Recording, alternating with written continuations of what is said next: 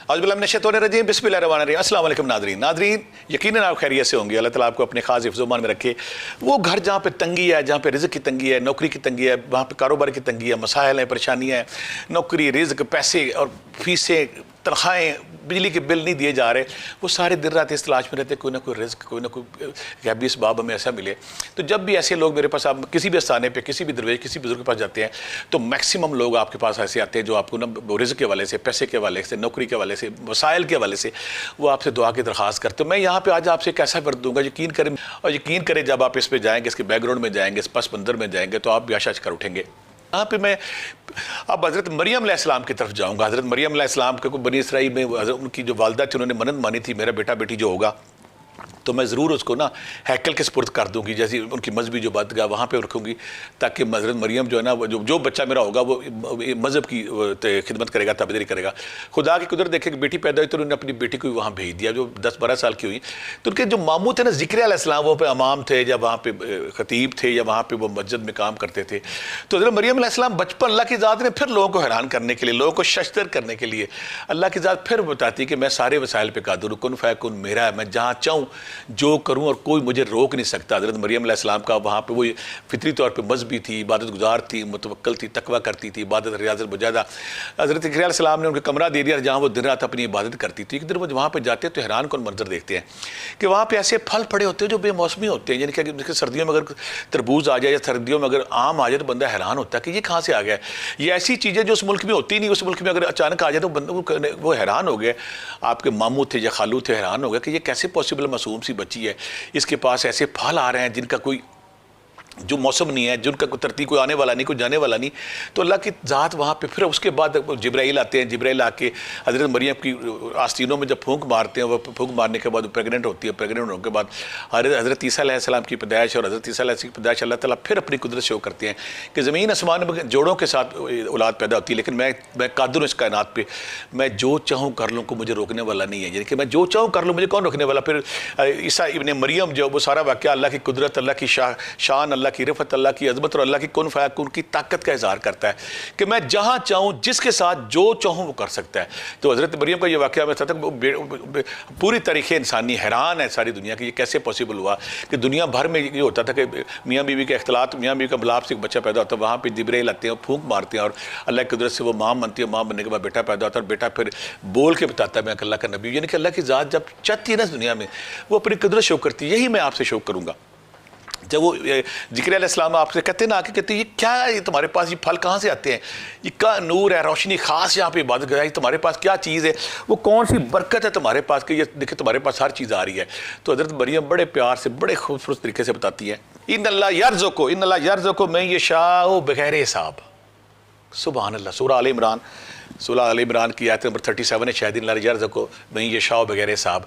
वो जब चाहता है, जैसे चाहता है वो रिज़्क़ देता है। ये स्क्रीन पे भी हम आपको आयत देंगे। इस आयत पे हमारा टॉपिक है। इस आयत पे वो हमारा साबरा ये भी लोग है कि हज़रत मरियम की दुआ इसको कहा जाता है कि हज़रत मरियम को आती है कि वो रब है, वो जब चाहे बग़ैर हिसाब के मुझे दे दे, उसको कौन रोकने वाला, कौन देखे, वो रिज़्क़ दे, वो बग़ैर मौसमी फल दे। तो इसी तरह तो हज़रत मरियम की वो दुआ कि जो लाजवाल दुआ जो हज़रत मरियम ने अपने खालू या मामू से कहा था कि वो तो बेहिसाब देता, जब चाहे देता, तो कौन है जो उसको रोकने वाला। तो मैं भी आपसे कहूँगा कि इन्नल्लाह यर्ज़ुक़ु मन यशाअ बग़ैर हिसाब। ये वो आयत है कि जिसको अगर आप अपनी ज़िंदगी में तरीके 3-4 आपसे शेयर करूँगा, अगर आप इसको शुरू कर लेते तो मेरे पास अभी भी याद है, मेरे पास ना मेरे दोस्त या बनते हैं, बड़ा अर्सा पहले ना बिल्कुल गरीब थे कि ना बिल्कुल रेडी नमा काम करते थे। उस वक्त भी मैं उन्हें जानता हूँ। फिर उन्होंने जनरल स्टोर बनाया, उस वक्त बने। मेरे पास है दोनों मियाँ, कहने लगे हमें ना बड़ा कारोबार चाहिए, मेरा ख्वाब है, मेरा ड्रीम है कि पूरी दुनिया में मेरा काम चल रहा हो। तो मैंने मुझे अभी भी याद है, मैंने मियाँ को कहा कि आपने ऐसा करे कि आप ना वमय्यतक वाली जो मेरी आयत है सूरह तलाक 28वां पारा, वो आप शुरू कर दें। और साथ मैंने उसकी बीवी से मैंने कहा कि आप ना जो सूरह मरियम की दुआ ना, हज़रत मरियम अलैहिस्सलाम इन्नल्लाह यर्ज़ुक़ु वाली आयत है, वो आप उसको शुरू करें। तरीका मैं आपसे शेयर करूँगा। उन्होंने शुरू कर दिया। जब शुरू कर दिया ना, वो 2, 3, 4, 5 साल 10 साल में ना इस काबिल वो हो गया कि उनका 10-15 कनाल का घर, सऊदी अरब में शोरूम उनके बिजनेस के, सऊदी अरब में शोरूम का, दुबई में और बहुत सारे मुल्कों में बड़े घर, बड़ी गाड़ियाँ। अल्लाह ने जब इनाम दिया, दोनों मियाँ बीवी एक दिन मेरे पास है, मुझे कहते भट्टी साहब आपसे एक रिक्वेस्ट करनी है।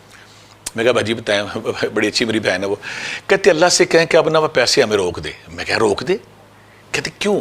कहती आप कहने पे मैं तस्बीह छोड़ दूँ अब? मैं क्या हुआ क्या है? कहती क्या नहीं है हमारे पास, अरबों रुपया हमारे पास आ गया। मैं जिस बेकार प्लाजे में हम दुकान लेते हैं वो दुकान चल जाती है, किसी बेकार फैक्ट्री, उजड़ी फैक्ट्री को हम लेते हैं, वहाँ पे मजदूरों का तूफान आ जाता है, कोई बेकार कलर वाली ज़मीन लेते चल जाती है। हमारे ऊपर अल्लाह की मेहर, अल्लाह की बरकत इतनी हो चुकी कि हम जो अल्लाह से मांगते हैं अल्लाह में दिए जा रहा है, दिए जा रहा है, दिए। अब मैं अल्लाह से, आपसे सिर्फ एक रिक्वेस्ट करनी आई हूँ कि अल्लाह से कहे हमें सेहत दे, हमें ज़िंदगी दे, हमारे बच्चों को सेहत दे, हमारे पे मुश्किल ना आए, मुसीबत ना आए। हमारे पास ये जो 8-10 अरब रुपया आ गया और बाकी नेट की शक्ल में है, और बाकी हमारी प्रॉपर्टियाँ दुनिया में फैली हुई, हर जगह पे हमारे घर बने हुए हैं, हमें वो एंजॉय करने का, हमें वो खाने का, हमें वो नसीब हो हमारे हक में तो बना लेता। कहती मैं ये करिश्मा ये मेरे पास भेजे उन लोगों को जो कहते कि अल्लाह के जिक्र में, अल्लाह की तस्बीह में, अल्लाह के नामों में बरकत नहीं। मैंने ये तस्बीह की और मेरे मियाँ ने मैं ये तकले वाली की थी। साथ मैंने उनको अस्तगफिरुल्लाह बताया था, मुझे अभी भी याद है, दुरूद पाक बताया था। कहती मेरे हमारे ऊपर रिज़्क़ की बारिश होगी, इतना रिज़्क़, इतना पैसा, हम अरबों खरबों पति हो गए, और मेरे बच्चों को भी हमने गाड़ियाँ, घर ले दिए हैं, गाड़ियाँ ली, बच्चियों को भी ले दिया है, अपनी बहनों को, अपनी खालाओं को, अपने रिश्तेदारों को, सबको घर ले दिए हैं, सबको गाड़ियाँ, सबको उम्रे कराए हैं, सबको हज कराए हैं। हमारे ऊपर रब की इतनी मेहर है कि हम बेकार से बेकार चीज़ लेना, सुबह उसके शेयर बढ़ने शुरू होते हैं। तो नाज़रीन, मैं आज आपसे वही हज़रत मरियम अलैहिस्सलाम की दुआ है, इन अल्लाह यरज़ुक़ु वाली के आप जब मैं आपसे शेयर करूँगा तो अगर आप इसको अपने मेरे बताए हुए तरीके से पढ़ेंगे इंशाल्लाह मुझे रब पे यकीन है, मान है कि रब्बे ज़ुल जलाल आपकी ज़िंदगी में वो आसानी ज़रूर लाएगा, और वो खुशी ज़रूर लाएगा। अगर आपके घर में गुर्बत है, आपके घर में बेचैनी है, आपको नौकरी नहीं है, पैसा नहीं है, आपकी कारोबार नहीं चलता, कारोबार बेचैन है, आपकी बहन भाई ज़्यादा हैं, 5 बहनें हैं, 6 बहनें हैं, आपके बूढ़े वालिदैन हैं, आप उनको रिज़्क़ देना चाहते हैं, सेहत देना चाहते हैं, बीमारियाँ परेशान दूर कर, आप उनको उम्रा कराना चाहते हैं, उनको हज कराना चाहते हैं, आपकी ज़िंदगी में जो कमी है, आपकी ज़िंदगी में जो प्रॉब्लम है, अगर आप भी चाहते हैं कि पैसा आपके पीछे पीछे दौड़े, वो मुझे बाजी कहती है कि पैसा हमारे पीछे पीछे हम आगे आगे हैं। हाँ, कहती है मैं लॉटरी ले लूँ, लॉटरी का टिकट निकल आता है, मैं किसी किसी जगह पर जाऊँ, बेकार से चीज़ होती है, आजमाने के लिए मैं लेती हूँ, वो ले लेती हूँ, वो दुकान चलना शुरू होती है। सऊदी अरब में जो हमारे शोरूम है, बिल्कुल ऐसे प्लाजे, जो नए प्लाजे बनते हैं वहाँ प्लाजा लेते हैं, पूरा प्लाजा चलना शुरू होता है। मैं कहती मैं एक दफ़ा मैंने किसी ने अपने भतीजा मेरा बन जाता, उसको मैंने कहा कि ये मेरे पैसे लगाओ, और छोटी सी चाय की दुकान उसको बना दी। कहता है जी मैं 10-10 मन की चाय बेच रहा हूँ, मेरी चाय का वो नहीं आ रही। यानी कि जब रब की मेहर होती है, जब की बरकत होती है, जब रब के फिज़ो बरक़ात आते हैं, यकीन करें आपकी ज़िंदगी में वो सारी चीज़ें आ जाती हैं जो पैसे की वजह। आप चाहते हैं कि आपकी पैसे की तंगी ख़त्म हो जाए, आप चाहते हैं आपको पैसा बेतहाशा। फिर पीछे मैंने विरद कुछ लोग मुझे कहते हैं कि आपके कुछ वज़ाइफ लंबे होते हैं, ये वजीफ़ा भी बड़ा नहीं होगा, छोटा वजीफ़ा होगा, आसान वजीफ़ा। जब आप इसको अपनी ज़िंदगी का हिस्सा बना लेंगे, नमाज़ों के साथ रात को बना लेंगे, दिन में 2-3 तरीके मैं आपसे बताऊँगा। और दूसरी बात है कि आप कोई बेकार से बेकार काम करें, उसमें बरकत पड़ जाए। जो कितने मेर बरकत, पकौड़े की दुकान चल गई है, दही भल्ले की दुकान चल गई है। और दूसरी बात है कि आपकी कोई भी चीज़, आप मिठाई बनाते हैं, कोई खाना बनाते हैं, उसको इतना ऐट होता है कि लोग बारी आती है, लोग वहाँ पे दिन रहा, एक ब्रांच से दूसरी, दूसरी से चौथी। तो मैं आपको ये ज़रूर कहूँगा कि इस आयत को आप लिख के अपने घर में भी लगाएं, और लगाने के बाद जब आप इसको शुरू करेंगे तो उसकी इस तरह फ्यूज़ो बरक़ात है कि आपकी ज़िंदगी भर जाएगी। अब आपने करना क्या, इसको पढ़ना किस तरह है, जो मैं कहा कि सूरह आल इमरान की आयत नंबर 37 इन अल्लाह यरज़ुक़ु वाली जो आयत है, मैं यशाओ बग़ैर हिसाब, कि अल्लाह ताला जब चाहता है, जब देता तो बगैर हिसाब से देता है। अब पढ़ना आपने इसको किस तरह के, पहला बात तो मैं सिंपल कहूँगा कि जिस तरह वबैयत तकल वाली आयत हम पढ़ते हैं, हर नमाज के बाद हम 10 बार पढ़ते हैं। आप अल्लाह को ये भी, ये जो इन अल्लाह यरज़ुक़ु वाली आयत है, ये आपने 10 बार पढ़ें, और पढ़ने के बाद जब बाहर आए मस्जिद से या घर में तो आसमान की तरफ देखें, और देखने के बाद अल्लाह से कहें अल्लाह मियाँ तू तो बगैर हिसाब के देता है, तू तो हज़रत मरियम को बगैर हिसाब के दिया था, तो जब चाहता है इस दुनिया में अपनी तसर्रुफ़ करके तो अपनी ना शान दिखाता है। अल्लाह मियाँ मैं कमज़ोर हूँ, मैं गुनाहगार हूँ, तो अपनी शान के मुताबिक, अपनी अज़मत के मुताबिक, अपनी रिफत के मुताबिक, अपनी शान के मुताबिक मुझे देते। तो आप हर नमाज के बाद 10 बार, और दूसरी बात है कि आपने 70 बार सिर्फ इसको 2-4 महीने ना 70 बार पढ़ें, 70 बार पढ़ेंगे इसको 2-4 महीने। जब पढ़ेंगे ना, इशा के बाद पढ़ लें, फजर के वक्त पढ़ लें, तहज्जुद के वक्त पढ़ लें, 11 दफ़ा दुरूशी पहले, 11 दफ़ा दुरूशी बाद में, या फिर चलते फिरते अगर आप ये आयत पढ़ते हैं तो इसके इतने समरात हैं कि आपकी बेजान जो बिगड़े हुए काम है, कारोबार ख़राब है, नौकरी ख़राब है, उसमें जान आ जाएगी। दूसरा वजीफ़ा फिर मैं 313 पे जाऊँगा कि आपने सिंपल मेरे कहने पर बाद नमाज इशा, वो कमरा के लिए, कमरे में गर्मियाँ, आजकल गर्मियों का मौसम, तो छत पे बैठ जाएँ, सेन में बैठ जाएँ, 11 दफ़ा दुरूशी पहले, 11 दफ़ा दुरूशी बाद में, आपने 313 बार जो इन अल्लाह यरज़ुक़ु वाली आयत है, ये शाह वगैरह साहब, ये आपने 313 बार पढ़नी, और इस ख्याल के साथ कि अल्लाह मियाँ तो राज़िक़ है, तो बादशाह, तो खजानों को खजाने तेरे पास है। जब आप इस नीयत के साथ, इस ख्याल के साथ पढ़ेंगे तो उसमें बरकत आएगी। 313 बार पढ़ें, आप हैरान हो जाएंगे, चंद दिन गुजरने के साथ ही आपकी जो बेबरकती है, जो बेबरकती है, जो गुर्बत है, जो परेशानी है, जो फ़ीस, किराया, घर, प्लॉट, चीज़ें नहीं आ रही, वो आना शुरू आता है। कि हज़रत अक़ील सलाम ने जब देखा ना कि मेरी ये जो भांजी है इसके पास बेमौसम फल आते हैं, तो मैं बूढ़ा हो गया, तो अल्लाह ताला मुझे क्यों नहीं औलाद दे सकता।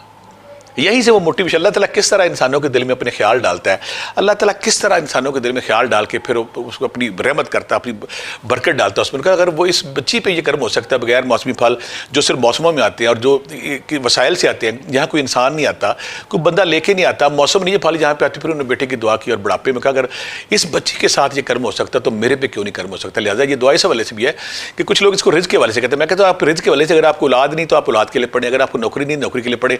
आपको अल्लाह से कुन फ़यकून चाहिए, आपको चाहिए कि अल्लाह आपसे राज़ी हो जाए। नौकरी नहीं नौकरी के लिए, आप घर नहीं है घर के लिए पढ़े, गाड़ी नहीं है गाड़ी के लिए पढ़े, प्लॉट नहीं है प्लॉट के लिए। फिर मैं भी बोलता हूँ कि 10 बार नमाज के बाद 70 बार पढ़ें 41 दिन, या फिर 313 बार, 311 दफ़ा दुरूशी पहले, 11 दफ़ा दुरूशी बाद। बहुत सारे लोग पूछते हैं कि हम कैसे वज़ू पढ़ें, और बहुत से लोग पूछते हैं चलते फिरते बिल्कुल पढ़ें। अगर आपके पास टाइम है ना, बाहर रात को बैठ के, वो अफजल है, वो बेहतर है। लेकिन अगर वो टाइम नहीं तो फिर आप इसको उस तरह जाते हैं पढ़ते, उससे अल्लाह ताला बरकत भी देता है, जान भी आती है।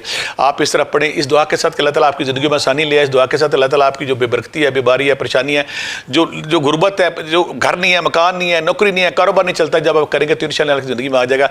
आप थक जाएंगे पैसे इकट्ठे करते करते, आपका रिज़्क़ पीछे पीछे होगा, आगे आगे आगे होगे। बहुत सारी दुआओं के साथ अल्लाह हाफ़िज़।